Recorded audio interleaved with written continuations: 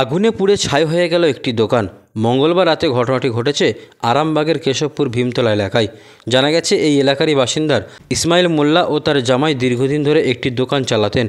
হঠাৎ করেই মঙ্গলবার রাতে তার দোকানে আগুন লেগে যায়। এরপর গ্রামবাসীদের তৎপরতায় আগুন নিয়ন্ত্রণে আনা হয়। ইসমাইল মোল্লা জানান, তিনি টেলারিংয়ের কাজ করেন। ওই একই দোকানে ইলেকট্রনিকের কাজ করতেন তার জামাই। তার দাবি, দোকানে থাকা একাধিক টিভি ও জামাকাপড় পুড়ে ছাই হয়ে গেছে, কিন্তু কী কারণে এই আগুন লেগেছিল তা এখনও জানা যায়নি।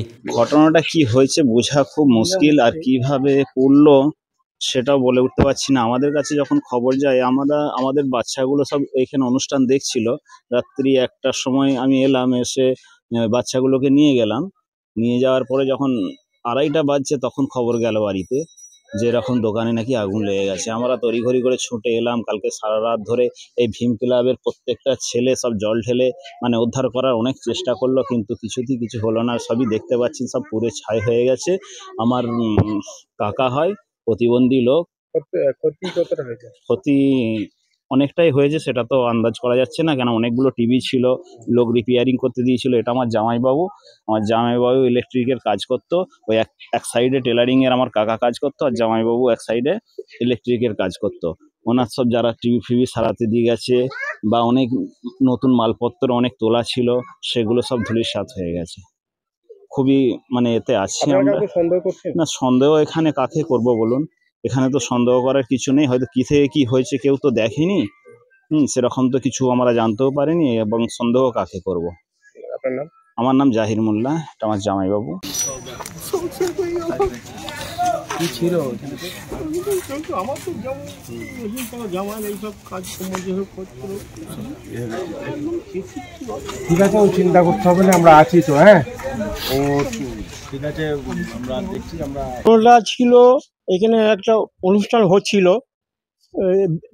ভীম মেলা হচ্ছে। এখানে লোক রাত যাতায়াত করছে আর করছে।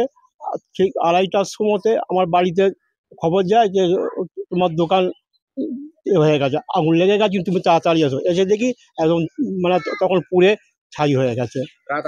হ্যাঁ হ্যাঁ, এবার কিভাবে হয়েছে এখন আমি ঠিক বুঝতে পারছি নি। এখন আগুন লেগে হয়েছে কি কারেন্টের সার্কিট হয়েছে, তারপরে এখানে ওই যেটা বললাম, ওই এখন কিভাবে কি হয়েছে এখন আমি বুঝতে পারছি না। এখন না না না না না, পুড়িয়ে দেবার সন্দেহটা আমি করছি না তো, কেন আমার সঙ্গে কারুর নাই।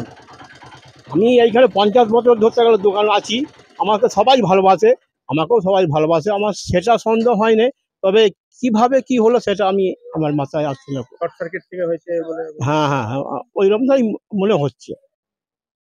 যে আমি যে বলবো যে আমার ওপর কেউ অনেক জামা কাপড় ছিল, আমার দুটো মেশিন ছিল, তারপরে কারেন্টের যাবতীয় জিনিস 500-6টা টিভি ছিল, তারপরে আরও কারেন্টের সব মালপত্র সব অনেক ছিল। কিসের দোকান? আমার টেলারিং দোকান ছিল, আর আমার জামাই একদিকে কাজ করতো ওই কারেন্টের কাজ, সব ফাঁকা এইসব সারাসুরি, তারপরে কারেন্টের টিভি সারতো, রেডিও, এইসব ইলেকট্রনিক কাজ সব করতো আর কি। কোন জায়গায় দোকানটা? এই তো কেশবপুর ভীমতলা। কি নাম আপনার? ইসমাইল মোল্লা। কতদিনের দোকান এটা? 45-46 বছর। আপনি কি পুলিশে অভিযোগ করেছেন? না, করি না। একজন আমাদের এখানে একজন পুলিশ আছে, সে তার সঙ্গে পুলিশ নাম্বার নিয়েছে, সে বলে 10টার পর করবেন।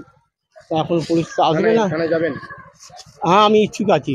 থানায় যাবেন? হ্যাঁ হ্যাঁ হ্যাঁ হ্যাঁ, আমি থানায় যাব। আমরা খবর পাওয়া মাত্রই আমরা এসেছি।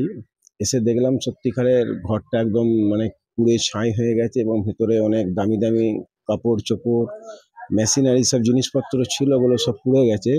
ইসমাইল ভাইয়ের, ইনি সর্বপ্রথম ইনি একটা হ্যান্ডিক্যাপ মানুষ, আর ইনি একটা দর্জির কাজ করে খেতেন এখানেতে। তো দেখছি এখানেতে ওনার বাড়িটা কাল রাত্রিতে যে কোনোভাবেই পুড়ে ছাই হয়ে গেছে। আমরা পঞ্চায়েত সমিতির পক্ষ থেকে এবং গ্রাম পঞ্চায়েতের পক্ষ থেকে আমরা ওনার পাশে আছি, থাকবো। আমরা দেখছি, আমরা বিডিও সাহেবকে ফোন করেছিলাম, বিষয়টা জানিয়েছি ওনাকে। তো আমাদের ডিজাস্টার ম্যানেজমেন্টে কি আছে সেখান থেকেও কিছু ব্যবস্থা করব, এবং পঞ্চায়েতগতভাবেও কিছু ব্যবস্থা করব। এ তো একদম কিছুই নাই, দেখছি পুরো পুড়ে ছাই হয়ে গেছে। এতে ক্ষতি যা ছিল পুরোটাই হয়েছে আর কি। কি ঠিক নাম আছে। আপনার? আমার নাম শেখ মিনহাজ আহমেদ, আরামবাগ পঞ্চায়েত সমিতির খাদ্য সরবরাহ দপ্তরে কর্মদক্ষ।